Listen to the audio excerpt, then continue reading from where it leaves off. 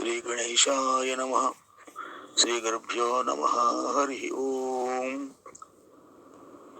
ప్రస్తావసదృశం వాక్యం ప్రభావసదృశం ప్రియం ఆత్మశక్తి సమం కోపం యో జానాతి స పండితః.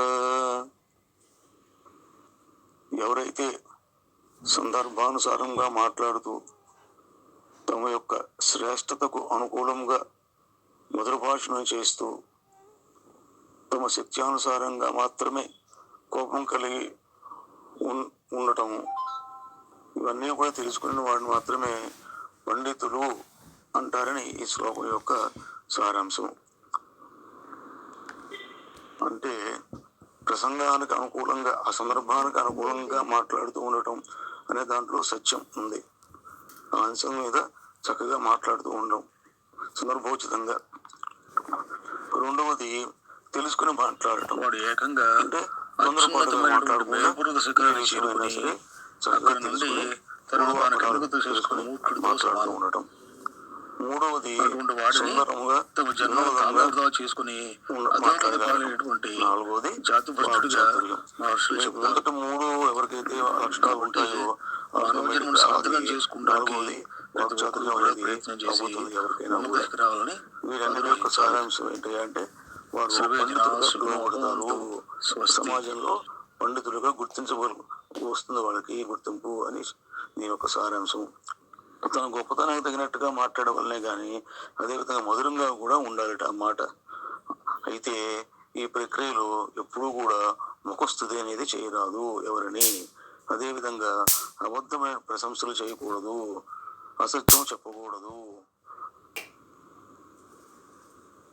ముఖ్యమైన విషయం ఏమిటంటే తన శ్రేష్టతకు అంటే తన తగిన విధంగా మాత్రమే అనుకూలంగా, ప్రియంగాను, సత్యముగాను, హితకరంగాను, మధురంగాను, ముఖ్యంగా అప్పుడప్పుడు చతురోక్తులు విసురుతూ అంటే హాస్యోక్తులు విసురుతూ మాట్లాడమని దీని యొక్క సారాంశం. శక్తికి మించి ఎప్పుడు కూడా ఎవరికి కూడా క్రోధం అనేది ప్రదర్శింపకూడదు ఎవరు కూడా.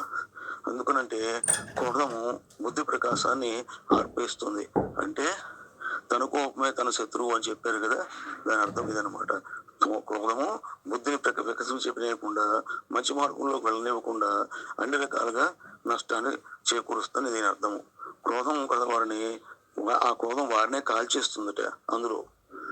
కాబట్టి తన శక్తికి ఎప్పుడు కూడా లోబడి ఉండే విధంగానే క్రోధం చూపించాలి తప్ప అధికంగా కోపం ఎవరి మీద ప్రదర్శించకూడదు.